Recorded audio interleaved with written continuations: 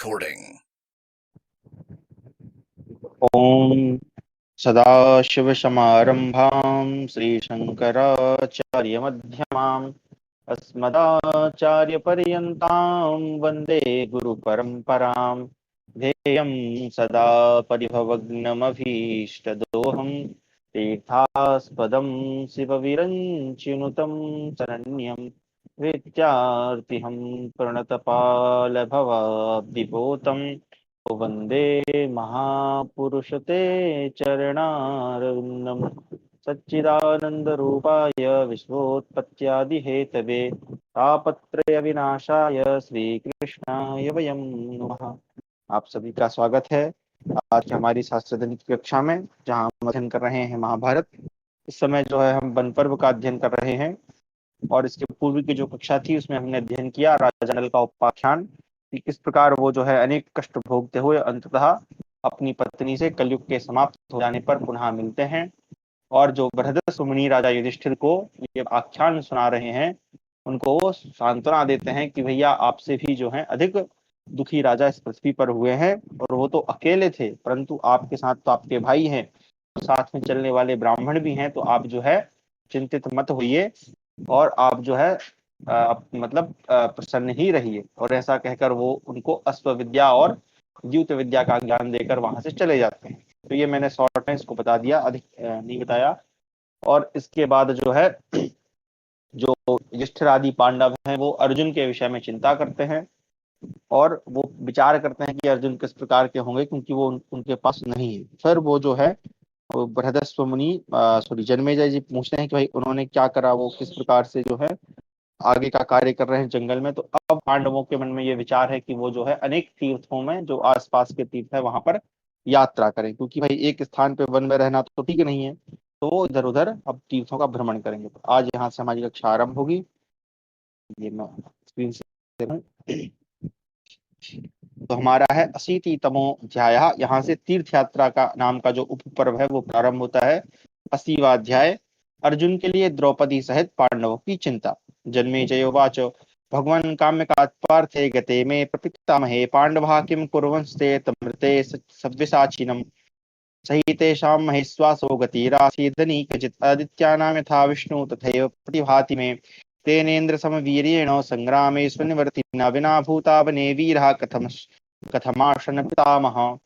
जन्मेजय ने पूछा, भगवान मेरे प्रपितामह अर्जुन के काम्यक वन से चले जाने पर उनसे अलग रहते हुए शेष पांडवों ने कौन सा कार्य किया। अच्छा, ये यहाँ पे फिर से उसका नाम आया है सव्यसाचिन। अब वो इसका अर्थ मैं फिर से नहीं देख पाया, चलिए देख के बताऊंगा। वे सैन्य विजयी महान धनुर्धन अर्जुन ही उन सबके आश्रय थे। जैसे आदित्यों में विष्णु हैं, वैसे ही पांडवों में मुझे धनंजय जान पड़ते हैं। वे संग्राम से कभी पीछे न हटने वाले और इंद्र के समान पराक्रमी थे। उनके बिना मेरे अन्य वीर पितामह वन में कैसे रहते थे। वैशंपायन जी कहते हैं, तात सत्य पराक्रमी पांडु कुमार अर्जुन के काम्यक वन से चले जाने पर सभी पांडव उनके लिए दुख और शोक में मग्न रहने लगे। जैसे मणियों की माला का सूत टूट जाए अथवा पक्षियों के पंख कट जाए, वैसी दशा में उन मणियों और पक्षियों की जो अवस्था होती है, वैसी ही अर्जुन के बिना पांडवों की थी। उन सबके मन में तनिक भी प्रसन्नता नहीं थी। अनायास ही महान कर्म करने वाले अर्जुन के बिना वह वन उसी प्रकार शोभा शून्य सा हो गया, जैसे कुबेर के बिना चैत्ररथ वन। जन्मेजय, अर्जुन के बिना वे नरश्रेष्ठ पांडव आनंद शून्य हो काम्यक वन में रह रहे थे। भरतश्रेष्ठ वे महावीर शुद्ध वाणों द्वारा ब्राह्मणों के बागंबर आदि के लिए पराक्रम करके नाना प्रकार के पवित्र मृगों को मारा करते थे। अब यहाँ पे पवित्र मृग क्यों लिखा है उसका रेफरेंस देख लेते हैं। यानी जिनके मारने पर मारने वाला पवित्र हो जाए, ऐसे हिंसक सिंह व्याघ्र आदि पशुओं को पवित्र मृग कहा जाता है। तो ठीक है, ये हमने रामायण में भी देखा है। यहाँ पे जो मृग शब्द है उसका अर्थ केवल मृग यानी हिरण नहीं होता, अपितु मृग शब्द जो है वो क्या बोल सकते हैं उसको, बहुअर्थवाची है। यानी उससे जो है जितने भी पशु पक्षी हैं उनको लिया जाता है। और यहाँ चूंकि लिखा है मेध्यान, यानी कि जिनको मार सकते हैं, वैसे पशु तो हिंसक पशुओं का ही यहाँ पे अर्थ ग्रहण करना चाहिए। आगे, वे नरश्रेष्ठ और शत्रु दमन पांडव प्रतिदिन ब्राह्मणों के लिए जंगली फलमूल का आहार संग्रहित करके उन्हें अर्पित करते थे। राजन धनंजय के चले जाने पर वे सभी नरश्रेष्ठ वहां खिन्न चित्त हो उन्हीं के लिए उत्कंठित होकर रहते थे। विशेषतः पांचाल राजकुमारी द्रौपदी अपने मझले पति अर्जुन का स्मरण करती हुई सदा उद्विग्न रहने वाले पांडव शिरोमणि युधिष्ठिर से इस प्रकार बोली। पांडव श्रेष्ठ, जो दो भुजा वाले अर्जुन, सहस्त्रबाहु अर्जुन के समान पराक्रमी हैं, उनके बिना यह वन मुझे अच्छा नहीं लगता। मैं यत्र तत्र यहाँ की जिस जिस भूमि पर दृष्टि डालती हूँ, सबको सूनी सी ही पाती हूँ। यह अनेक आश्चर्य से भरा हुआ और विकसित कुसुमों से अलंकृत वृक्षों वाला काम्यक वन भी सव्यसाची अर्जुन के बिना पहले जैसा रमणीय जान नहीं पड़ता। नील मेघ के समान कांति और मतवाले गजराज की सी गति वाले उन कमल नयन अर्जुन के बिना यह काम्यक वन मुझे तनिक भी नहीं भाता। राजन, जिनके धनुष की टंकार बिजली की गड़गड़ाहट के समान सुनाई देती है, उन सव्यसाची की याद करके मुझे तनिक भी चैन नहीं मिलता। महाराज, इस प्रकार विलाप करती हुई द्रौपदी की बात सुनकर शत्रुवीरों का संहार करने वाले भीमसेन ने उससे इस प्रकार कहा। भीमसेन बोले, भद्रे सुमध्य में, तुम जो कहती हो वह मेरे मन को प्रसन्न करने वाला है। तुम्हारी बात मेरे हृदय को अमृत पान के तुल्य तृप्ति प्रदान करती है। जिनकी दोनों भुजाएं लंबी, मोटी, बराबर तथा परिख के समान शोभित होने वाली हैं, जिन पर प्रत्यंचा की रगड़ का चिन्ह बन गया है, जो गोलाकार हैं, जिनमें खड्ग एवं धनुष सुशोभित होते हैं, सोने के भुजबंधों से विभूषित होकर जो पांच पांच फन वाले दो सर्पों के समान प्रतीत होती हैं, उन 5 उंगलियों से युक्त जो दोनों भुजाओं से विभूषित नरश्रेष्ठ अर्जुन के बिना यह वन सूर्यहीन, आकाश के समान श्रीहीन दिखलाई देता है। जिन महाबाहु अर्जुन का आश्रय लेकर पांचाल और कुरुवंश के वीर युद्ध के लिए उद्यत देवताओं की सेना का सामना करने से भी भयभीत नहीं होते हैं, जिन महात्मा के बाहुबल के भरोसे हम सब लोग युद्ध में अपने शत्रुओं को पराजित और उस पृथ्वी का राज्य अपने अधिकार में आया हुआ मानते हैं, उन वीरवर अर्जुन के बिना हमें काम्यक वन में धैर्य नहीं प्राप्त हो रहा। मुझे सारी दिशाएं अंधकार से आच्छन्न सी दिखाई देती हैं। भीमसेन की यह बात सुनकर पांडुनंदन नकुल अश्रु गदगद कंठ से बोले। नकुल ने कहा, जिन महावीर अर्जुन के विषय में रण प्रांगण के भीतर देवताओं के द्वारा भी दिव्य कर्मों का वर्णन किया जाता है, उन योद्धाओं में श्रेष्ठ धनंजय के बिना इस वन में हमें क्या प्रसन्नता है। जिन महातेजस्वी ने उत्तर दिशा में जाकर महाबली मुख्य मुख्य गंधर्वों को युद्ध में परास्त करके उनसे सैकड़ों घोड़े प्राप्त किए, जिन्होंने महायज्ञ राजसूय में अपने प्यारे भाई धर्मराज युधिष्ठिर को प्रेम पूर्वक वायु के समान वेगशाली तित्री कलमास नामक सुंदर घोड़े भेंट किए थे, भीम के छोटे भाई उन भयंकर धनुर्धर देवोपम अर्जुन के बिना इस समय मुझे इस काम्यक वन में रहने की इच्छा नहीं होती। सहदेव ने कहा, जिन महारथी वीर ने पहले राजसूय महायज्ञ के अवसर पर युद्ध में जीतकर बहुत धन और कन्याएं महाराज युधिष्ठिर को भेंट की थी, जिन अनंत तेजस्वी धनंजय ने भगवान श्री कृष्ण की सम्मति से युद्ध के लिए एकत्र हुए समस्त यादवों को अकेले ही जीतकर सुभद्रा का हरण कर लिया था, महाराज उन्हीं विजयी भ्राता धनंजय के आसन को हम अपनी कुटिया में अब सूना देखकर मेरे हृदय को कभी शांति नहीं मिलती। अतः शत्रुदमन, मैं इस वन से अन्यत्र चलना पसंद करता हूँ। वीरवर अर्जुन के बिना अब यह वन रमणीय नहीं लगता। प्रकार हमारा 80वां अध्याय समाप्त हुआ। एक प्रकार से आप ये कह सकते हैं कि इनका जो तीर्थ गमन है उसकी ये भूमिका है।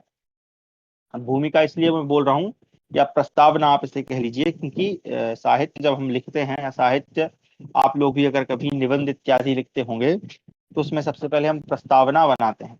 और प्रस्तावना मतलब एक प्रकार से हम तैयारी कर रहे हैं कि आगे हम अब इसके बारे में वर्णन करेंगे। तो यहाँ पर भी ये जो अध्याय है मुझे कुछ इसी प्रकार का प्रतीत होता है। एक प्रकार से यहाँ पे अर्जुन की याद करके उन्होंने भूमिका तैयार की। आगे 81तमोध्याय यानी 81वां अध्याय, युधिष्ठिर के पास देवर्षि नारद का आगमन और तीर्थ यात्रा के फल के संबंध में पूछने पर नारद जी द्वारा भीष्म पुलस्त्य संवाद की प्रस्तावना। यहाँ पर फिर वो प्रस्तावना अब आ गई। तो भूमिका हो गई, ये प्रस्तावना हो गई। वैशंपायनोवाच धनंजयोत्सुकानां तो भ्रातॄणां कृष्णया सह श्रुत्वा वाक्यानि विमना धर्मराजोऽप्यजायत अथा पश्यन् महात्मानं देवर्षिं तत्र नारदं दीप्यमानं श्रियाप्याम्या हुतारचिसमिवानिलं तमागतम् अभिप्रेक्ष्य भ्रातृभिः सह धर्मराज प्रत्युत्थाय पूजां चक्रे महात्मने। वैशंपायन जी कहते हैं, जन्मेजय, धनंजय के लिए उत्सुक द्रौपदी सहित सब भाइयों के पूर्वोक्त वचन सुनकर धर्मराज युधिष्ठिर का भी मन बहुत उदास हो गया। इतने में ही उन्होंने देखा महात्मा देवर्षि नारद वहां उपस्थित हैं, जो अपने ब्राह्म तेज से दैदीप्यमान हो घी की आहुति से प्रज्वलित हुई अग्नि के समान प्रकाशित हो रहे हैं। उन्हें आया देख भाइयों सहित धर्मराज ने उठकर उन महात्मा का यथायोग्य सत्कार किया। अपने भाइयों से घिरे हुए अत्यंत तेजस्वी कुरुश्रेष्ठ श्रीमान युधिष्ठिर देवताओं से घिरे हुए देवराज इंद्र की भांति शोभित हो रहे थे, जैसे गायत्री चारों वेदों का और सूर्य की प्रभा सूर्य की प्रभा मेरु पर्वत का त्याग नहीं कर सकती, उसी प्रकार याज्ञसेनी द्रौपदी ने भी धर्मतः अपने पति कुंती कुमारों का परित्याग नहीं किया। निष्पाप जन्मेजय, उनकी वह पूजा ग्रहण करके देवर्षि भगवान नारद ने धर्मपुत्र युधिष्ठिर को उचित सांत्वना दी। तत्पश्चात वे महात्मा धर्मराज युधिष्ठिर से इस प्रकार बोले, धर्मात्माओं में श्रेष्ठ नरेश, बोलो तुम्हें किस वस्तु की आवश्यकता है, मैं तुम्हें क्या दूं। तब भाइयों सहित धर्मनंदन राजा युधिष्ठिर ने देवतुल्य नारद जी को प्रणाम करके हाथ जोड़कर कहा, महाभाग, उत्तम व्रत का पालन करने वाले महर्षि, यहाँ पे सहर्षि लिख दिया, ठीक है, सहर्षि या महर्षि होना चाहिए, महर्षि, संपूर्ण विश्व के द्वारा पूजित आप महात्मा के संतुष्ट होने पर मैं ऐसा समझता हूँ कि आपकी कृपा से मेरा सब कार्य पूर्ण हो गया। निष्पाप मुनिश्रेष्ठ, यदि भाइयों सहित मैं आपकी कृपा का पात्र हूँ तो आप मेरे संदेह को सम्यक प्रकार से नष्ट कर दीजिए। जो मनुष्य तीर्थ यात्रा में तत्पर होकर इस पृथ्वी की परिक्रमा करता है उसे क्या फल मिलता है, यह आप पूर्ण रूप से बताने की कृपा करें। नारद जी ने कहा, राजन सावधान होकर सुनो। भीम बुद्धिमान भीष्म जी ने महर्षि पुलस्त्य के मुख से ये सब बातें जिस प्रकार सुनी हैं वह सब मैं तुम्हें बता रहा हूँ। महाभाग, पहले की बात है, देवताओं और गंधर्वों से सेवित गंगा द्वार यानी हरिद्वार तीर्थ में भागीरथी के पवित्र शुभ एवं देवर्षि सेवित तट प्रदेश में श्रेष्ठ धर्मात्मा भीष्म जी पितृ संबंधी यानी श्राद्ध तर्पण आदि व्रत का आश्रय ले महर्षियों के साथ रहते थे। परम तेजस्वी भीष्म जी ने वहां शास्त्रीय विधि के अनुसार देवताओं, ऋषियों तथा पितरों का तर्पण किया। कुछ समय के बाद जब महायशस्वी भीष्म जी जप में लगे हुए थे, अपने पास ही उन्होंने अद्भुत तेजस्वी मुनिश्रेष्ठ पुलस्त्य जी को देखा। वे उग्र तपस्वी महर्षि तेज से दीप्यमान हो रहे थे। उन्हें देखकर भीष्म जी को अनुपम प्रसन्नता प्राप्त हुई तथा वे बड़े आश्चर्य में पड़ गए। भारत धर्मात्माओं में श्रेष्ठ भीष्म ने वहां उपस्थित हुए महाभाग महर्षि का शास्त्रोक्त विधि से पूजन किया। उन्होंने पवित्र एवं एकाग्र चित्तो पुलस्त जी के दिए हुए अर्घ्य को सिर पर धारण करके उन ब्रह्मर्षि श्रेष्ठ पुलस्त जी को अपने नाम का इस प्रकार परिचय दिया, सुब्रत, आपका भला हो, मैं आपका दास भीष्म हूँ। आपके दर्शन मात्र से मैं सब पापों से मुक्त हो गया। महाराज युधिष्ठिर, धनुर्धारियों में श्रेष्ठ एवं वाणी को संयम में रखने वाले भीष्म ऐसा कहकर हाथ जोड़े चुप हो गए। कुरुकुल शिरोमणि भीष्म को नियम, स्वाध्याय तथा वेदोक्त कर्मों के अनुष्ठान से दुर्बल हुआ देख पुलस्त मुनि बड़े मन ही मन बड़े प्रसन्न हुए। इस प्रकार हमारा 81वां अध्याय समाप्त हुआ। 82वां अध्याय, भीष्म जी के पूछने पर पुलस्त जी का उन्हें विभिन्न तीर्थों की यात्रा का माहात्म्य बताना। पुलस्त्योवाच, अनेन तव धर्मज्ञ प्रश्रयेण दमेन च सत्येन च महाभागस्तुष्टोऽस्मि तव सुब्रत, यस्य यस्येदृशस्ते धर्मोऽयं पितृभक्त्यास्तो नघ, तेन पश्यामि मा पुत्रो पीतश्च परमात्मैः। अमोघदर्शी भीष्महं ब्रूहि किं करवाणि ते, यद् वक्ष्यसि श्रेष्ठो तस्य दातास्मि ते नघो। पुलस्त जी ने कहा, धर्मज्ञ उत्तम व्रत का पालन करने वाले महाभाग, तुम्हारे इस विनय, इंद्र संयम और सत्य पालन से मैं बहुत संतुष्ट हूँ। निष्पाप वत्स, तुम्हारे द्वारा पितृभक्ति के आश्रित जो ऐसे उत्तम धर्म का पालन हो रहा है, इसी के प्रभाव से तुम मेरा दर्शन कर रहे हो और तुम पर मेरा बहुत प्रेम हो गया है। निष्पाप कुरुश्रेष्ठ भीष्म, मेरा दर्शन अमोघ है, बोलो मैं तुम्हारे किस मनोरथ की पूर्ति करूं, जो तुम मांगोगे वही दूंगा। भीष्म जी ने कहा, महाभाग, आप संपूर्ण लोगों द्वारा पूजित हैं, आपके प्रसन्न हो जाने पर मुझे क्या नहीं मिला। आप जैसे शक्तिशाली महर्षि का मुझे दर्शन हुआ, इतने से ही मैं अपने को कृतकृत्य मानता हूँ। धर्मात्माओं में श्रेष्ठ महर्षि, यदि मैं आपकी कृपा का पात्र हूँ तो मैं आपके सामने अपना संशय रखता हूँ, आप उसका निवारण करें। मेरे मन में तीर्थों से होने वाले धर्म के विषय में संशय हो गया है, मैं उसी का समाधान सुनना चाहता हूँ, आप बताने की कृपा करें। देवतुल्य ब्रह्म से जो तीर्थों के उद्देश्य से सारी पृथ्वी की परिक्रमा करता है उसे क्या फल मिलता है, यह निश्चित करके मुझे बताइए। पुलस्त जी ने कहा, वत्स, तीर्थ यात्रा ऋषियों के लिए बहुत बड़ा अस्त्र है, मैं इसके विषय में तुम्हें बताऊंगा। तीर्थों के सेवन से जो फल होता है उसे एकाग्र होकर सुनो। जिसके हाथ पैर और मन अपने काबू में यानी वश में हो तथा जो विद्या, तप और कीर्ति से संपन्न हो, वही तीर्थ सेवन का फल पाता है। हाँ, ये बहुत अच्छी बात है भाई, कि विद्या तपश्च कीर्तिश्च सतीर्थ फलम अश्नुते, यस्य हस्तौ च पादौ च मनश्चैव सुसंयतम। यानी ये जो है ये बड़ा ही सुंदर श्लोक, मतलब मैं इससे बड़ा ही संतुष्ट हुआ। आप लोग भी इसका जो है रेफरेंस रख लें कि आजकल बहुत सारे लोग जाते हैं तीर्थ पे, है ना, और हम ये आजकल बहुत बड़ा देखते हैं, भैया वीडियो बना रहे हैं, ये कर रहे हैं, फलाना ढिमकाना, दुनिया भर की चीजें, लेकिन उनका तीर्थ पे जाने का कोई मतलब नहीं है जब तक कि आपका जो मन है, आपके हाथ पैर यानी आपकी जो यहाँ पे हस्तौ पादौ से मतलब यहाँ पर आपकी जो इंद्रियां हैं एक प्रकार से उनको बस में होना चाहिए। तभी जो है आपका विद्या हो, तप हो, कीर्ति हो, तभी से आपका तीर्थ का फल मिलेगा, नहीं तो कोई मतलब नहीं वहां जाने का। जो प्रतिग्रह से दूर रहे तथा जो अपने पास कुछ हो उसी से संतुष्ट रहे, जिसमें अहंकार का भाव हो, सॉरी, अहंकार का अभाव हो, वही तीर्थ का फल पाता है। जो दंभ आदि, दंभ यानी अहंकार आदि दोषों से दूर, कर्तृत्व के अहंकार से शून्य, यानी कर्तृत्व क्या हो गया, कर्ता शब्द से कर्तृत्व तो प्रत्यय लगा के हम बनाते हैं, तो कर्तृत्व यानी करने का भाव है ना, जो त्वा है वो भाव अर्थ में है, तो यानी भैया ये काम मैंने किया, ये काम करने वाला मैं हूँ, ये जो भावना है उसका अहंकार वो ना हो, अल्पाहारी हो, कम खाने वाला हो। हम तो जाते हैं बड़े बड़े तीर्थों में तो बढ़िया होटल में बैठ के खा रहे हैं, जितेंद्रिय हो, वह सब पापों से विमुक्त हो, तीर्थ के वास्तविक फल का भागी होता है। ये सब गुण होने चाहिए, बहुत अच्छा है। राजन जिसमें क्रोध ना हो, जो सत्यवादी और दृढ़ता पूर्वक व्रत का पालन करने वाला हो, तथा जो सब प्राणियों के प्रति आत्मभाव रखता हो, वही तीर्थ के फल का भागी होता है। ऋषियों ने देवताओं के उद्देश्य से यथा योग्य यज्ञ बताए हैं, और उन्हीं यज्ञों का यथावत फल भी बताया है, जो इहलोक और परलोक में भी सर्वथा प्राप्त होता है। परंतु भूपाल दरिद्र मनुष्य उन यज्ञों का अनुष्ठान नहीं कर सकते, क्योंकि उनमें बहुत सी सामग्रियों की आवश्यकता होती है। नाना प्रकार के साधनों का संग्रह होने से उनमें विस्तार बहुत बढ़ जाता है। अतः राजा लोग अथवा कहीं कहीं कुछ समृद्धशाली मनुष्य ही यज्ञों का अनुष्ठान कर सकते हैं। जिनके पास धन की कमी और सहायकों का अभाव है, जो अकेले और साधन शून्य है, उनके द्वारा यज्ञों का अनुष्ठान नहीं हो सकता। योद्धाओं में श्रेष्ठ नरेश्वर, जो सत्कर्म दरिद्र लोग भी कर सके और जो अपने पुण्यों द्वारा यज्ञों के समान फलप्रद हो, उसे बताता हूँ सुनो।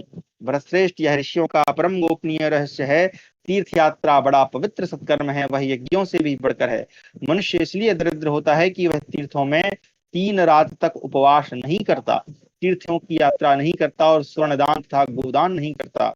मनुष्य तीर्थ यात्रा से जिस फल को पाता है, उसे प्रचुर दक्षिणा वाले अग्निष्टोम आदि यज्ञों द्वारा यजन करके भी नहीं पाया जा सकता। मनुष्य लोक में देवादिदेव ब्रह्मा जी का त्रिलोक विख्यात तीर्थ है, जो पुष्कर नाम से प्रसिद्ध है। उसमें कोई बड़भागी मनुष्य ही प्रवेश कर पाता है, यानी वहां पर कोई कोई ही जा पाते हैं। आजकल तो सब सुविधाएं तो चल जाते हैं, लेकिन अब यहाँ जाने का मतलब ये नहीं है कि भैया आप वहां पहुंच गए, बल्कि ऊपर जो जो कर्म बताए हैं उनका पालन करते हुए वहां पहुंचना है। ठीक है।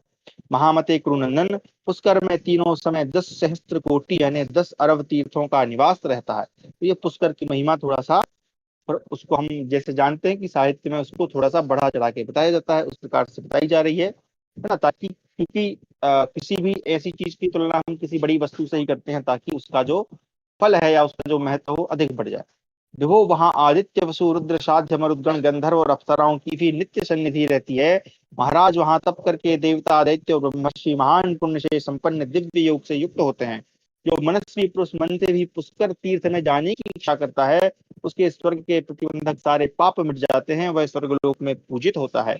महाराज उस तीर्थ में कमलासन भगवान ब्रह्मा जी नित्य ही बड़ी प्रसन्नता के साथ निवास करते हैं। तो भैया जो कहते हैं कि ब्रह्मा जी का काहे नहीं होता, तो उनको ये बता दीजिएगा कि उनका खुरई का एक तीर्थ है। महाराज ये पुष्कर जो है हम सभी जानते हैं राजस्थान में है। महाराज पुष्कर में पहले देवता तथा ऋषि महान पुण्य से संपन्न हो सिद्धि प्राप्त कर चुके हैं। जो वहां स्नान करता था, देवताओं और पितरों की पूजा में संलग्न रहता है, उस पुरुष को अश्वमेध से 10 गुना फल प्राप्त होता है, ऐसा मनीषी गण कहते हैं। भीष्म पुष्कर में जाकर कम से कम एक ब्राह्मण को अवश्य भोजन कराए, उस पुण्य कर्म से मनुष्य इहलोक और परलोक में भी आनंद का भागी होता है।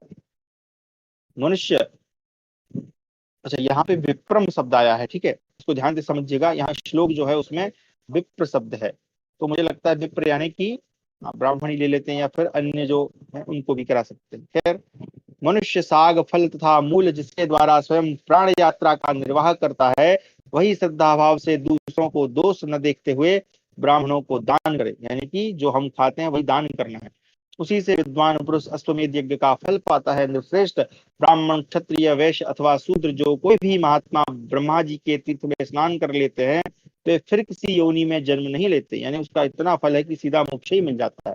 हालांकि हमारे जो कर्म है उसका फल तो मिलेगा, लेकिन यही वो बात है, आप ध्यान रखिएगा, क्योंकि हम लोग क्या है ना, वो लिटरल मीनिंग में ले लेते हैं कि जैसा लिखा है वैसा ही है ना, वैसा नहीं है। अगर हमने कर्म किए हैं तो फल तो अवश्य भोगना पड़ेगा। ठीक है, आगे बढ़ते हैं, लेकिन उसकी ये महत्ता बताने के लिए, और यहाँ पे आप देख सकते हैं कि यहाँ चारों वर्ण जो हैं वो जा सकते हो, किसी को ऐसा नहीं कि कोई शूद्र है तो उसको जाने नहीं दिया जा रहा है ना, चारों की बात आगे।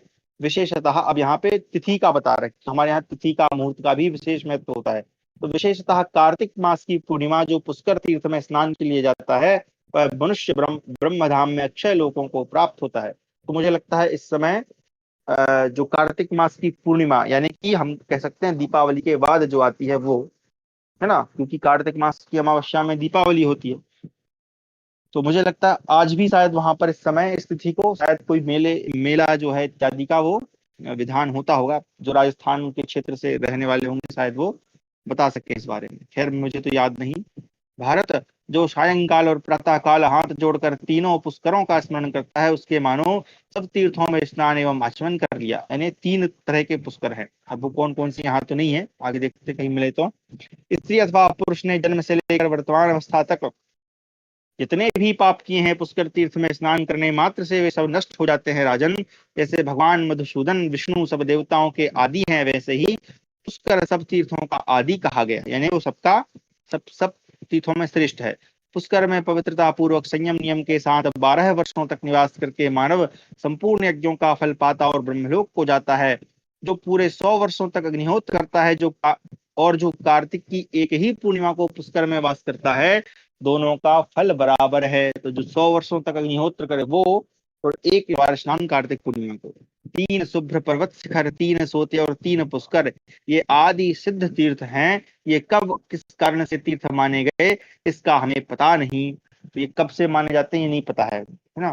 पुष्कर में जाना अत्यंत दुर्लभ है, पुष्कर में तप अत्यंत दुर्लभ है, पुष्कर में दान देने का सुयोग और भी दुर्लभ है, और उसमें निवास का सौभाग्य तो अत्यंत ही दुष्कर है। तो उस समय जो है मुझे लगता है ऐसी वहां जाने जाने में जो है बड़ी कठिनाई होती रही होगी, ऐसी सुविधाएं नहीं होंगी, इसलिए वो ये सब बता रहे हैं आगे। वहां इंद्रिय संयम और नियमित आहार करते हुए 12 रात रहकर तीर्थ की परिक्रमा करने के पश्चात जम्बू मार्ग को जाए। तो वहां पर कोई जम्बू मार्ग है, वहां पर जाना चाहिए। लेकिन आप इस श्लोक में स्पष्ट देख सकते हैं कि उष्यम द्वादश रात्रम तु नियतो नियतासनः। तो हमको नियत भी होना है, यानी इंद्रिय संयम भी करना है, और नियतासन, तो हमारा भोजन भी नियमित होना चाहिए। आगे, जम्बू मार्ग देवताओं ऋषियों तथा पितरों से सेवित तीर्थ है। वहां उसमें जाकर मनुष्य समस्त मनोवांछित भोगों से संपन्न हो अश्वमेध यज्ञ का फल पाता है। वहां 5 रात निवास करने से मनुष्य का अंतःकरण पवित्र हो जाता है, उसे कभी दुर्गति नहीं प्राप्त होती, वह उत्तम सिद्धि पा लेता है। राजन, जो अगस्त्य सरोवर जाकर देवताओं और पितरों के पूजन में तत्पर हो 3 रात उपवास करता है, वह अग्निष्टोम यज्ञ का फल पाता है। जो शाकाहार या फलाहार करके वहां जाता है, वह परम उत्तम कुमार लोक यानी कार्तिकेय लोक में जाता है। वहां से लोग पूजित कण्व के आश्रम में जाएं, जो भगवती लक्ष्मी के द्वारा सेवित है। अच्छा, यहाँ पर मतलब वहाँ के आसपास के जो तीर्थ स्थान है उसके बारे में बताया जा रहा है। तो देख लीजिएगा वहाँ ये सब है कि नहीं अभी वर्तमान में। अच्छा, यहाँ पर एक दो दो शब्द आए हैं जो बड़े ही सुंदर शब्द मेरे को लगे। एक तो शाकाहार और एक फलाहार। तो शाक बोलते हैं सब्जी को, है ना। तो सब्जी का आहार करे, है ना, या फिर फलों का आहार करे। ठीक है। भरतश्रेष्ठ, वह धर्मारण्य कहलाता है जिसे परम पवित्र एवं आदि तीर्थ माना गया है। उसमें प्रवेश करने मात्र से मनुष्य सब पापों से छुटकारा पा जाता है। जो वहां नियम पूर्वक मिताहारी, यानी मित मतलब कम, और आहारी मतलब खाने वाला, आहार करने वाला, जो कम खाकर या मिताहारी होकर देवता और पितरों की पूजा करता है, वह संपूर्ण कामनाओं से संपन्न यज्ञ का फल पाता है। तदनंतर उस तीर्थ की परिक्रमा करके वहां से ययाति पतन नामक तीर्थ में जाए। तो वहीं के आसपास कोई ययाति पतन नाम का तीर्थ है। वहां जाने से यात्री को अवश्य ही अश्वमेध यज्ञ का फल मिलता है। वहां से महाकाल तीर्थ को जाए। अब महाकाल शायद यहाँ उज्जैन उज्जैन की बात तो नहीं कर रहे हैं, या वहां कोई होंगे, देखना पड़ेगा। वहां नियम पूर्वक रहकर नियमित भोजन करे। वहां कोटि तीर्थ में, अब वहां कोई कोटि तीर्थ का नाम भी है, आचमन एवं स्नान करने से अश्वमेध यज्ञ का फल प्राप्त होता है। वहां से धर्मज्ञ पुरुष उमा वल्लभ भगवान स्थाणु यानी शिव के उस तीर्थ में जाए जो तीनों लोकों में भद्रवट नाम से प्रसिद्ध है। तो भगवान शिव का जो, क्योंकि भगवान शिव का एक नाम स्थाणु भी है, उसमें जाए। वहां भगवान शिव का निकट से दर्शन करके, एक मिनट यहाँ पे कौन सा शब्द है, तत्राभिगम्य चेशानम गो सहस्त्र फलम लभेत महादेव, महादेव शब्द है। तो भगवान शिव का निकट से दर्शन करके नरश्रेष्ठ यात्री 1000 गोदान का फल पाता है, और महादेव जी के प्रसाद से वह गणों का आधिपत्य प्राप्त कर लेता है। जो आधिपत्य भारी समृद्धि और लक्ष्मी से संपन्न तथा शत्रु जनित बाधा से रहित होता है। वहां से त्रिभुवन विख्यात नर्मदा नदी के तट पर जाकर देवता और पितरों का तर्पण करके अग्निष्टोम यज्ञ का फल प्राप्त होता है। इंद्रियों को वश में रखकर ब्रह्मचर्य का पालन करते हुए दक्षिण समुद्र की यात्रा करने से मनुष्य अग्निष्टोम यज्ञ का फल और विमान पर बैठने का सौभाग्य पाता है। इंद्र संयम तथा शौच संतोष आदि के पालन पूर्वक नियमित आहार का सेवन करते हुए चर्मणवती यानी चंबल नदी में स्नान आदि करके राजा रंतिदेव द्वारा अनुमोदित अग्निष्टोम यज्ञ का फल प्राप्त होता है। अच्छा, ये वहां से बहुत आगे, ये मध्य प्रदेश तरफ आ गए हैं, जहाँ पर विंध्य पर्वत है, जहाँ पे चंबल नदी है और जहाँ पर नर्मदा नदी भी है। तो ये मुझे लगता है पुष्कर से इन्होंने प्रारंभ किया और अब आगे आगे बढ़ते वो जा रहे हैं। धर्मज्ञ युधिष्ठिर वहां से हिमालय पुत्र अर्बुद यानी आबू की यात्रा करें। यहाँ ब्रैकेट में आबू लिखा है, अब यहाँ पे युधिष्ठिर के लिए स्टार क्यों लगा भाई? यद्यपि यहाँ, हाँ ठीक है सही है। यद्यपि यहाँ पुलस्त जी भीष्म को यह प्रसंग सुना रहे हैं, तथापि संवाद को नारद जी ने युधिष्ठिर के समक्ष उपस्थित किया है, अतः नारद जी युधिष्ठिर को संबोधित करें, इसमें कोई अनुपपत्ति नहीं है। हाँ सही है, ये भैया उसी के मन में ये प्रश्न आ सकता है कि यहाँ युधिष्ठिर काहे कहा है ना। हाँ, ये लिखा है पृथिव्या मित्र वै छिद्रम पूर्व मासीद युधिष्ठिरा, तो युधिष्ठिर क्यों कहा गया है? तो ये हम देखते हैं कि कहानी के अंदर की कहानी है ना। एक तो नारद जी युधिष्ठिर को सुना रहे हैं और दूसरा फिर तो नारद जी सुना रहे हैं, उस कहानी के अंदर भी जो पुलस्त जी हैं वो भीष्म जी को सुना रहे हैं। तो इस प्रकार से युधिष्ठिर का जो संबोधन है वो यहाँ पर अनुपपत्ति यानी उसका कोई विरोध नहीं है एक प्रकार से। आगे तो आबू की यात्रा करें, जहाँ पहले पृथ्वी में विवर था, विवर यानी गड्ढा था, वहां पे कहीं छिद्र था। वहां महर्षि वशिष्ठ का त्रिलोक विख्यात आश्रम है, जिसमें एक रात रहने से सहस्त्र गोदान का फल मिलता है। वशिष्ठ ऋषि वही है, शायद राम जी के जो गुरु थे। नरश्रेष्ठ पिंग तीर्थ में स्नान एवं आचमन करके ब्रह्मचारी एवं जितेंद्रिय मनुष्य 100 कपिलाओं के, ये कपिला जो गाय होती है, कपिला एक गाय का ही एक क्या कह सकते हैं, वो उनकी योनि है ना, कपिला गाय जिसको हम बोलते हैं, दान का फल प्राप्त कर लेता है। राजेंद्र तदनंतर उत्तम प्रभास तीर्थ में जाए। वीर उस तीर्थ में देवताओं के मुख्य स्वरूप भगवान अग्निदेव, जिनके सारथी वायु हैं, सदा निवास करते हैं। उस तीर्थ में स्नान करके शुद्ध एवं संयत चित्त हो मानव अतिरात्र अग्निष्टोम यज्ञों का फल पाता है। तदनंतर सरस्वती और समुद्र के संगम में जाकर स्नान करने से मनुष्य सहस्त्र गोदान का फल और स्वर्गलोक पाता है। भरतश्रेष्ठ वह पुण्यात्मा पुरुष अपने तेज से अग्नि की भांति प्रकाशित होता है। मनुष्य शुद्ध चित्त हो जलों के स्वामी वरुण के तीर्थ यानी समुद्र में स्नान करके वहां 3 रात और रहे और प्रतिदिन नहाकर देवताओं तथा पितरों का तर्पण करे। यानी इन्होंने सीधा ऐसा पुष्कर से घुमाकर पूरा यहाँ पे समुद्र तक वो ले आए हैं। ऐसा करने वाला यात्री चंद्रमा के समान प्रकाशित होता है, साथ ही उसे अश्वमेध यज्ञ का फल मिलता है। भरतश्रेष्ठ वहां से वरदान तीर्थ में जाए। युधिष्ठिर यह वह स्थान है जहाँ मुनिवर दुर्वासा ने श्री कृष्ण को दान दिया था। वरदान तीर्थ में स्नान करने से मानव सहस्त्र गोदान का फल पाता है। वहां से तीर्थ यात्री को द्वारका जाना चाहिए, वह नियम से रहे और नियमित भोजन करे। पिंडारक तीर्थ में स्नान करने से मनुष्य को अधिकाधिक स्वर्ण की प्राप्ति होती है। महाभाग उस तीर्थ में आज भी कमल के चिन्हों से चिन्हित स्वर्ण मुद्राएं देखी जाती हैं। शत्रुदमन यह एक अद्भुत बात है। पुरुष रत्न कुरुनंदन, जहाँ त्रिशूल से अंकित कमल दृष्टिगोचर होते हैं, वहीं महादेव जी का निवास है। भारत सतर और सिंधु नदी के संगम में जाकर वरुण तीर्थ में स्नान करके शुद्ध चित्त हो देवताओं ऋषियों तथा पितरों का तर्पण करे। भरत तिलक, ऐसा करने से मनुष्य दिव्य दीप्ति से दैदीप्यमान वरुण लोक को प्राप्त होता है। युधिष्ठिर वहां शंकुकर्णेश्वर शिव की पूजा करने से मनीषी पुरुष अश्वमेध से 10 गुने पुण्य फल की प्राप्ति बताते हैं। तो ये अब आप कुछ पता करिएगा, ये शंकुकर्णेश्वर वहां पर हैं कि नहीं अभी, या उस समय थे। भरत वंशावतंस कुरुश्रेष्ठ उनकी परिक्रमा करके त्रिभुवन विख्यात दमी नामक तीर्थ में जाए, जो सब पापों का नाश करने वाला है। वहां ब्रह्मा आदि देवता भगवान महेश्वर की उपासना करते हैं। वहां स्नान जलपान और देवताओं से घिरे हुए रुद्रदेव का दर्शन पूजन करने से स्नान करता पुरुष के जन्म से लेकर वर्तमान समय तक के सारे पाप नष्ट हो जाते हैं। नरेश्वर भगवान दमी का सभी देवता स्तवन करते हैं। पुरुष सिंह, वहां स्नान करने से अश्वमेध यज्ञ के फल की प्राप्ति होती है। वहां प्राज्ञ नरेश सर्वशक्तिमान भगवान विष्णु ने पहले दैत्यों दानवों का वध करके इसी तीर्थ में जाकर लोक संग्रह के लिए शुद्धि की थी। धर्मज्ञ, वहां से वसुधारा तीर्थ में जाएं, जो सबके द्वारा प्रशंसित है। वहां जाने मात्र से अश्वमेध यज्ञ का फल मिल रहता है। पुरुषश्रेष्ठ वहां स्नान के शुद्ध और समाहित चित्त होकर देवताओं और पितरों का तर्पण करने से मनुष्य विष्णु लोक में प्रतिष्ठित होता है। भरतश्रेष्ठ उस तीर्थ में वसुओं का पवित्र सरोवर है, उसमें स्नान और जलपान करने से मनुष्य वसु देवताओं का प्रिय होता है। नरश्रेष्ठ वही सिंधुत्तम नाम से प्रसिद्ध तीर्थ है जो सब पापों का नाश करने वाला है, उसमें स्नान करने से प्रचुर स्वर्ण की राशि प्राप्ति होती है। भद्र तुंग तीर्थ में जाकर पवित्र एवं श्रील पुरुष ब्रह्मलोक में जाता है और वहां उत्तम गति पाता है।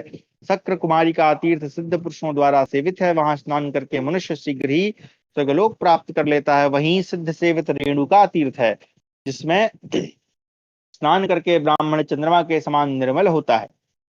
तदनंतर शौच संतोष आदि नियमों का पालन और नियमित भोजन करते हुए पंचनद तीर्थ में जाकर मनुष्य 5 महायज्ञों का फल पाता है, जो कि शास्त्रों में क्रमशः बतलाए गए हैं। तो ये पंचनद जो हैं, जिनको हम पंजाब से जो 5 नदियां निकलती हैं, उनको ही यहाँ पे बताया जा रहा है। आगे राजेंद्र वहां से भीमा के उत्तम स्थान की यात्रा करें। भरतश्रेष्ठ वहां योनि तीर्थ में स्नान करके मनुष्य देवी का पुत्र होता है। उसकी अंग कांति तपाए हुए स्वर्ण कुंडल के समान होती है। राजन, उस तीर्थ के सेवन से मनुष्य को सहस्त्र गौदान का फल मिलता है। तिरुवन विख्यात श्री कुंड में जाकर ब्रह्मा जी को नमस्कार करने से सहस्त्र गौदान का फल प्राप्त होता है।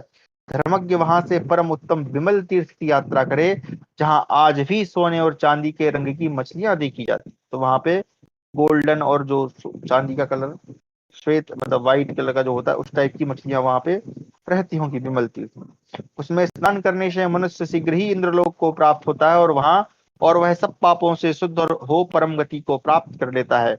भारत वितस्ता तीर्थ यानी झेलम, झेलम का जो पुराना नाम है वो वितस्ता है, ठीक है।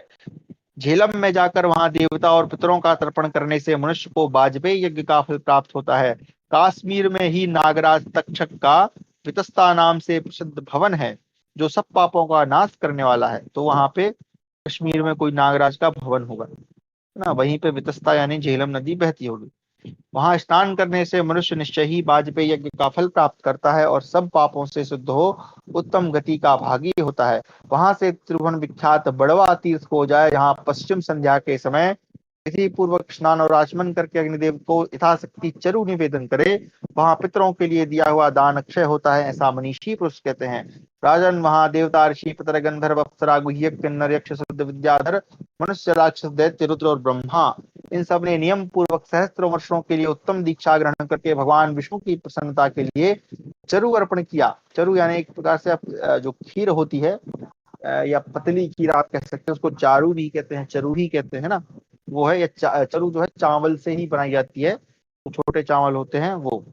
ऋग्वेद के 7 मंत्रों द्वारा सबने चरु की 7 आहुतियां दी और भगवान केशव को प्रसन्न किया। अब वो 7 मंत्र कौन से हैं भगवान जाने। उन पर प्रसन्न होकर भगवान ने उन्हें अष्टगुण ऐश्वर्य अर्थात अड़िमा आदि 8 सिद्धियां प्रदान की। जो अड़िमा लघिमा है ना, गरिमा महिमा, जो 8 सिद्धियां हैं वो उनको प्रदान की। महाराज, तत्पश्चात उनकी इच्छा के अनुसार अन्यान्य वर देकर भगवान केशव वहां से उसी समय अंतर्धान हो गए, जैसे मेघों की घटा में बिजली तिरोहित हो जाती है। भगवान सॉरी क्षमा करें भारत, इसलिए वह तीर्थ तीनों लोकों में सप्त चरु के नाम से विख्यात है। वहां अग्नि के लिए दिया हुआ चरु 1,00,000 गौदान, 100 राजसूय यज्ञ और सहस्त्र अश्वमेध यज्ञ से भी अधिक कल्याणकारी है। राजेंद्र, वहां से लौटकर रुद्रपद नामक तीर्थ में जाए, वहां महादेव जी की पूजा करके तीर्थ यात्री पुरुष अश्वमेध यज्ञ का फल पाता है। राजन, एकाग्र चित्त हो ब्रह्मचर्य पालन पूर्वक मणिमान तीर्थ में जाए, वहां एक रात निवास करे, इससे अग्निष्टोम यज्ञ का फल प्राप्त होता है। भरत वंश शिरोमणि राजेंद्र, वहां से लोक विख्यात देविका तीर्थ की यात्रा करे, जहां ब्राह्मणों की उत्पत्ति सुनी जाती है। वहां त्रिशूल पाणी भगवान शिव का स्थान है, जिसकी तीनों लोकों में प्रसिद्धि है। देविका में स्नान करके भगवान महेश्वर का पूजन और उन्हें यथाशक्ति चरु निवेदन करके संपूर्ण कामनाओं से समृद्ध यज्ञ के फल की प्राप्ति होती है। वहां भगवान शंकर का देव सेवित काम तीर्थ है। भारत, उसमें स्नान करके मनुष्य शीघ्र मनोवांछित सिद्धि प्राप्त कर लेता है। वहां यजन याजन तथा वेदों का स्वाध्याय करके वहां की बालू पुष्प एवं जल का स्पर्श करके मृत्यु को प्राप्त हुआ पुरुष शोक से पार हो जाता है। वहां 5 योजन लंबी और आधा योजन चौड़ी पवित्र वेदिका है, जिसका देवता तथा ऋषि मुनि भी सेवन करते हैं, यानी उस पे बैठते हैं, है ना। वेदिका मतलब यहाँ पे बैठने का जो चबूतरा टाइप का होता है वो। धर्मज्ञ वहां से क्रमशः दीर्घ सत्र नामक तीर्थ में जाए, जहां ब्रह्मा आदि देवता, सिद्ध और महर्षि रहते हैं। वे नियम पूर्वक व्रत का पालन करते हुए दीक्षा लेकर दीर्घ सत्र की उपासना करते हैं। या जहाँ दीर्घ सत्र मतलब जहाँ पे लंबे लंबे यज्ञ सत्र या यज्ञ चर्चा या हम कह सकते हैं सत्संग इत्यादि हुआ करते होंगे, इसलिए वहां का नाम दीर्घ सत्र पड़ गया। शत्रुओं का दमन करने वाले भरतवंशी राजेंद्र, वहां की यात्रा करने मात्र से मनुष्य राजसूय रस में यज्ञों के समान फल पाता है। तदनंतर शौच संतोष आदि नियमों का पालन और नियमित आहार ग्रहण करते हुए विनशन तीर्थ में जाए, जहाँ मेरु पृष्ठ पर रहने वाली सरस्वती अदृश्य भाव से बहती है। तो यहाँ पर विनशन तीर्थ में जो सरस्वती नदी है वो कहते हैं कि अदृश्य यानी लोप होकर बहती है। तो हम सभी जानते हैं कि सरस्वती वर्तमान में लोप हो गई है।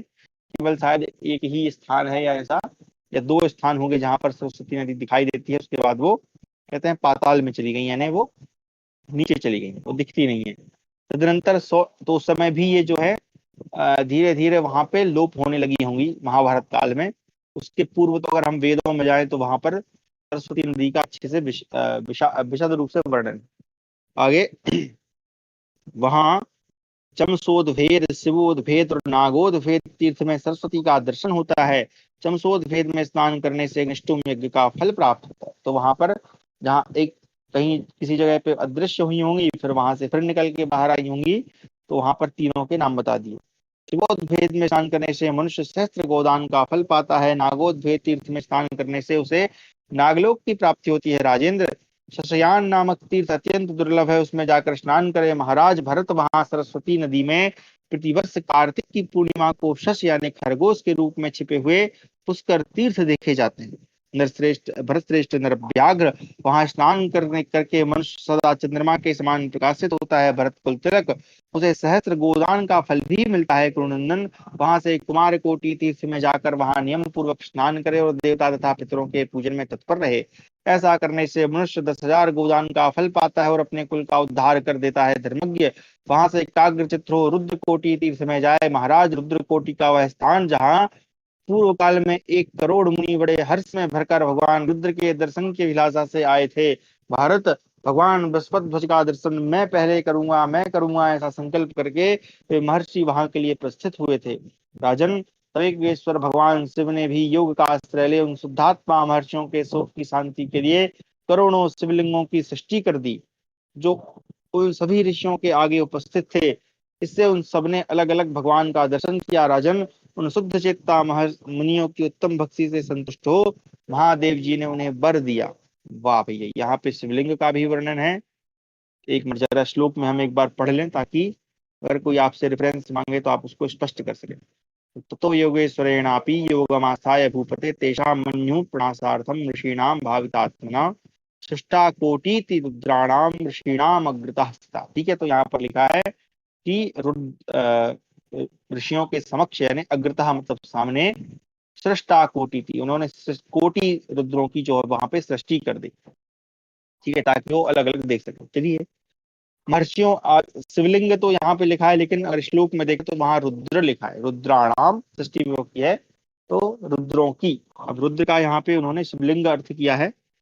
ये आगे, महर्षियों, आज से तुम्हारे धर्म की उत्तरोत्तर वृद्धि होती रहेगी। नरश्रेष्ठ, उस रुद्र कोटि में स्नान करके शुद्ध हुआ मनुष्य अश्वमेध यज्ञ का फल पाता है और अपने कुल का उद्धार कर देता है। राजेंद्र, तदनंतर परम पुण्यमय लोक विख्यात सरस्वती संगम तीर्थ में जाए, जहाँ ब्रह्मा आदि देवता और तपस्या के धनी महर्षि भगवान केशव की उपासना करते हैं। राजेंद्र, वहां लोग चैत्र शुक्ल चतुर्दशी को विशेष रूप से जाते हैं।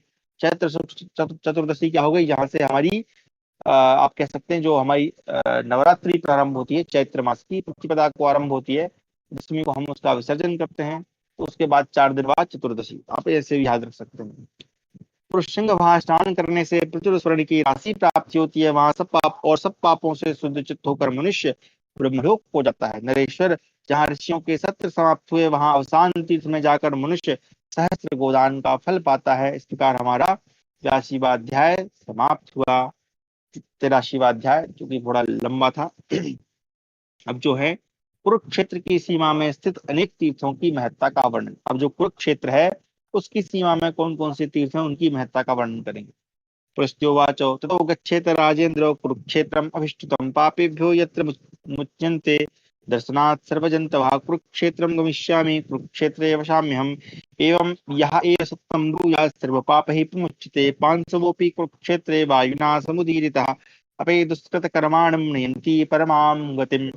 प्रस्थ जी कहते हैं राजेंद्र, तदनंतर ऋषियों द्वारा प्रशंसित कुरुक्षेत्र की यात्रा करे, इसके दर्शन मात्र से सब जीव पापों से मुक्त हो जाते हैं। मैं कुरुक्षेत्र में जाऊंगा, कुरुक्षेत्र में निवास करूंगा, इस प्रकार जो सदा कहा करता है वह सब पापों से मुक्त हो जाता है। वायु द्वारा उड़ाकर लाई हुई कुरुक्षेत्र की धूल भी शरीर में पड़ जाए तो वह पापी मनुष्य को भी परम गति की प्राप्ति करा देती है।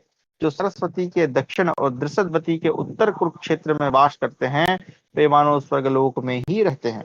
नारद जी कहते हैं युधिष्ठिर, वहां सरस्वती के तट पर धीर पुरुष 1 मास तक निवास करे, क्योंकि वहां महाराज ब्रह्मा आदि देवता ऋषि सिद्धचारण गंधर्व अप्सरा यक्ष और नाग भी इस परम पुण्यमय ब्रह्म क्षेत्र को जाते हैं। युधिष्ठिर, जो मन से भी कुरुक्षेत्र में जाने की इच्छा करता है उसके सब पाप नष्ट हो जाते हैं और वह ब्रह्मलोक को जाता है।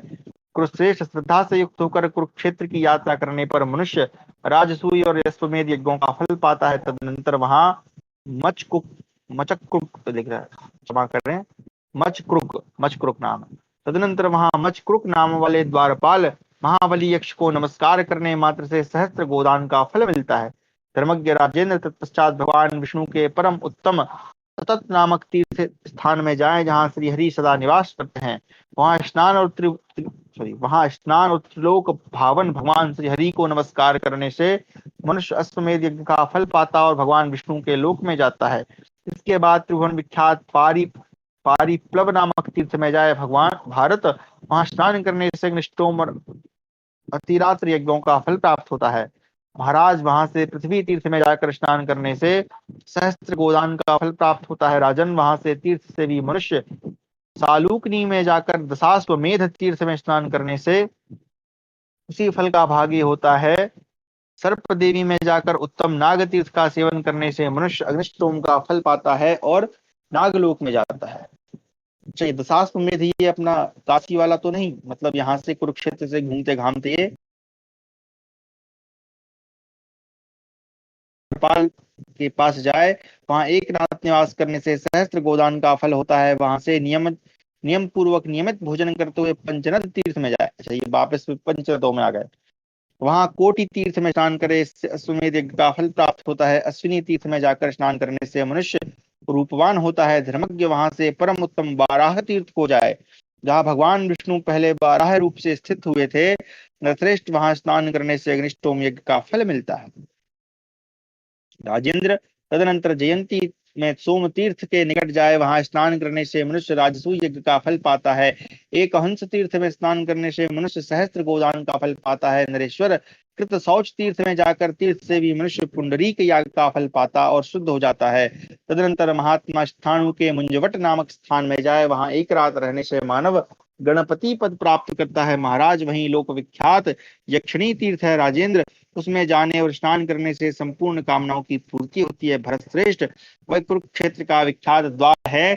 उसकी परिक्रमा करके तीर्थ यात्री मनुष्य एकाग्र चित्त हो पुष्कर तीर्थ के तुल्य तीर्थ में स्नान करके देवता और पितरों की पूजा करे। राजन, से तीर्थ यात्री कृतकृत्य होता है और अश्वमेध यज्ञ का फल प्राप्त करता है। उत्तम श्रेणी के महात्मा जमदग्नि परशुराम ने उस तीर्थ का निर्माण किया है। तदनंतर तीर्थ यात्री का चित्त हो परशुराम कुंडों पर जाए। राजेंद्र राजेंद्र, वहां उद्दीप्त तेजस्वी वीरवर परशुराम ने संपूर्ण क्षत्रिय कुल का वेग पूर्वक संहार करके 5 कुंड स्थापित किए थे। हाँ, ये शुरू में भी आया था। पुरुषंग, उन कुंडों को उन्होंने रक्त से भर दिया था, ऐसा सुना जाता है।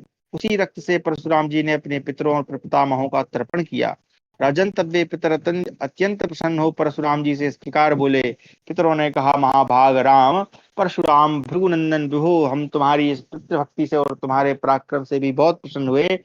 महाद्युते, तुम्हारा कल्याण हो, कोई वर मांगो, बोलो क्या चाहते हो। राजेंद्र, उनके ऐसा कहने पर योद्धाओं में श्रेष्ठ परशुराम ने हाथ जोड़कर आकाश में खड़े हुए उन पितरों से कहा, पितृगण, यदि आप लोग मुझ पर प्रसन्न है और यदि मैं आपका अनुग्रह पात्र हूं तो मैं आपका कृपा प्रसाद चाहता हूं, पुनः मेरी तपस्या पूरी हो जाए। मैंने जो रोष के वशीभूत होकर सारे क्षत्रिय कुल का संहार कर दिया, आपके प्रभाव से मैं उस पाप से मुक्त हो जाऊं तथा मेरे ये कुंड भूमंडल में विख्यात तीर्थ स्वरूप हो जाएं। परशुराम जी का यह सब शुभ वचन सुनकर उनके पितर बड़े प्रसन्न हुए। हर्ष हर्ष में भरकर बोले, वत्स, तुम्हारी तपस्या इस विशेष पितृभक्ति से पुनः बढ़ जाए। तुमने जो रोष में भरकर क्षत्रिय कुल का संहार किया, उस पाप से तुम मुक्त हो गए। तो क्षत्रिय अपने ही कर्म से मरे हैं।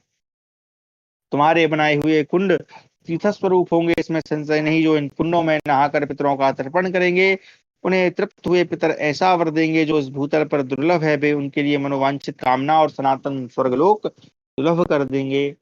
राजा ने इस प्रकार वर देकर परशुराम जी के पितर प्रसन्नता पूर्वक उनसे अनुमति ले वहीं अंतर्धान हो गए। इस प्रकार भृगुनंदन महात्मा परशुराम के वे कुंड बड़े पुण्यमय माने गए हैं। राजन, जो उत्तम व्रत एवं ब्रह्मचर्य का पालन करते हुए परशुराम जी के उन कुंडों के जल में स्नान करके उनकी पूजा करता है, उसे प्रचुर स्वर्ण की राशि प्राप्त होती है। पुरुष श्रेष्ठ, तदनंतर तीर्थ से भी मनुष्य वंश मूलक तीर्थ में जाए। राजन, वंश मूलक में स्नान करके मनुष्य अपने कुल का उद्धार कर देता है। भरतश्रेष्ठ, काय शोधन तीर्थ में जाकर स्नान करने से शरीर की शुद्धि होती है, इसमें संशय नहीं। शरीर शुद्ध होने पर मनुष्य परम उत्तम कल्याणमय लोक में जाता है। धर्मज्ञ, तदनंतर त्रिभुवन विख्यात लोकोद्धार तीर्थ में जाए, जो तीनों लोकों में पूजित है। वहां पूर्व काल में सर्वशक्तिमान भगवान विष्णु ने कितने ही लोगों का उद्धार किया था। राजन, लोकोद्धार में जाकर उस उत्तम तीर्थ में स्नान करने से मनुष्य आत्मीय जनों का उद्धार करता है। मन को वश में करके श्री तीर्थ में जाकर स्नान करके देवता और पितरों की पूजा करने से मनुष्य उत्तम संपत्ति प्राप्त करता है। कपिला तीर्थ में जाकर ब्रह्मचर्य के पालन पूर्वक एकाग्र चित्तो वहां स्नान और देवता पितरों का पूजन करके मानव सहस्त्र कपिला गांव के दान का फल प्राप्त करता है। मन को वश में करके सूर्य तीर्थ में जाकर स्नान और देवता पितरों का अर्चन करके उपवास करने वाला मनुष्य अग्निष्टोम यज्ञ का फल पाता और सूर्यलोक में जाता है। तदनंतर तीर्थ से भी क्रमशः गोभवन तीर्थ में जाकर वहां स्नान करे, इससे उसको सहस्त्र गोदान का फल मिलता है। पुरुषश्रेष्ठ तीर्थ यात्री पुरुष संखनी तीर्थ में जाकर वहां देवी तीर्थ में स्नान करने से उत्तम रूप प्राप्त करता है। राजेंद्र, तदनंतर अरंतुक नामक द्वारपाल के पास जाए। महात्मा यक्षराज कुबेर का वह तीर्थ सरस्वती नदी में है। राजन, वहां स्नान करने से मनुष्य को अग्निष्टोम यज्ञ का फल प्राप्त होता है। राजेंद्र, तदनंतर श्रेष्ठ मानव ब्रह्मावर्त तीर्थ को जाए। ब्रह्मावर्त में स्नान करके मनुष्य ब्रह्मलोक को प्राप्त करता है। राजेंद्र, वहां से परम उत्तम तीर्थ में जाए। वहां देवता लोग पितरों के साथ सदा विद्यमान रहते हैं। वहां पितरों और देवताओं के पूजन में तत्पर हो स्नान करे, इससे तीर्थ यात्री अश्वमेध यज्ञ का फल पाता और पितरलोक में जाता है। धर्मज्ञ, वहां से अंबुमती तीर्थ में, जो परम उत्तम तीर्थ है, जाए। वरश्रेष्ठ, काशीश्वर के तीर्थों में स्नान करके मनुष्य सब रोगों से मुक्त होता है और ब्रह्मलोक में प्रतिष्ठित होता है। भरतवंशी महाराज, वही मातृ तीर्थ है जिसमें स्नान करने से पुरुष की संतति बढ़ती है और वह कभी क्षीण न होने वाली संपत्ति का उपभोग करता है। तदनंतर नियम से रहकर नियमित भोजन करते हुए शीत वन में जाए। महाराज, वहां महान तीर्थ है जो अत्यंत अन्यत्र दुर्लभ है। नरेश्वर, वह एक तीर्थ एक बार जाने या दर्शन करने से ही पवित्र कर देता है। भारत, उसमें केशों को धो लेने मात्र से मनुष्य पवित्र हो जाता है। महाराज, वहां पर श्वाबिल श्वाबिल्लोपमाह श्वाबिल्लोमापह, वाह बड़ा खतरनाक नाम है भाई।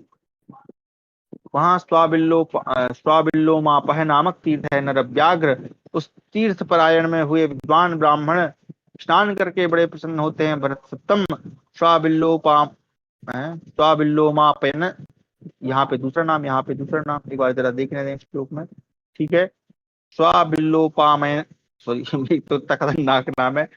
स्वाबिल्लोमापयनयन तीर्थ में प्राणायाम यानी योगी की क्रिया करने से द्विज अपने रोए झाड़ देते हैं तथा राजेंद्र वे शुद्ध चित्त होकर परम गति को प्राप्त करते हैं। बेसिकली वहां पे जाकर योग इत्यादि करना है, तो वहां पे योग योग जो है वो विख्यात होगा। अच्छा, स्वाबिल्लोपाम जो है वो, इसका अर्थ जो है मैं समझने की कोशिश कर रहा हूँ। वैसे स्वा का अर्थ तो होता है स्वान, है ना। बिल्लो का अर्थ क्या होगा भाई? स्वाबिल्लोपा, स्वाबिल्लोमा, लोम का अर्थ हो गया, तो लोम का अर्थ हो गया हमारे रोम।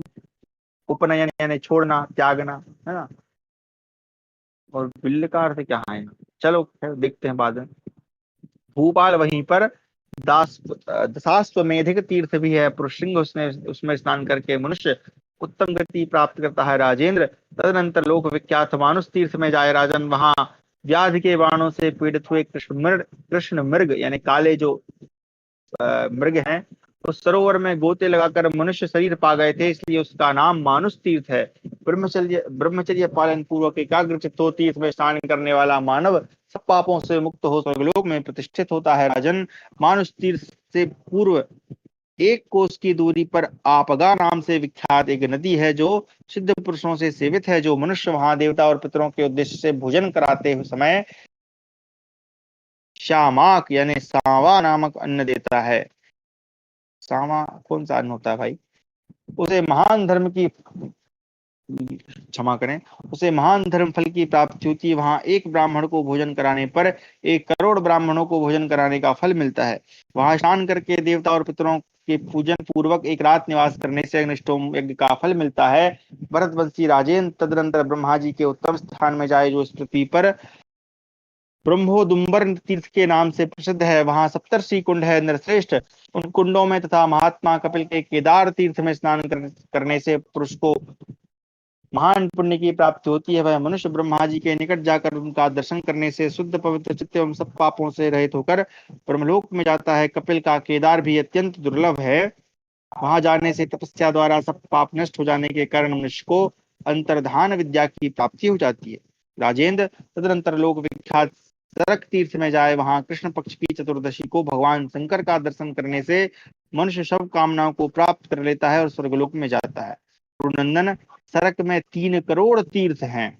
राजन, ये सब तीर्थ रुद्र कोटि में, कूप में, कुंडों में, कूप में, कुंडों, सॉरी क्षमा करें, रुद्र कोटि में, कूप में और कुंडों में है। भरतृमणे वही इलास्पद नामक तीर्थ है, जिसमें स्नान और देवता पितरों का पूजन करने से मनुष्य कभी दुर्गति में नहीं पड़ता और वाजपेयी यज्ञ का फल पाता है। महीपते, वहां किंदान और किंजप्य नामक तीर्थ भी हैं। भारत, उसमें स्नान करने से मनुष्य दान और जप का असीम फल पाता है।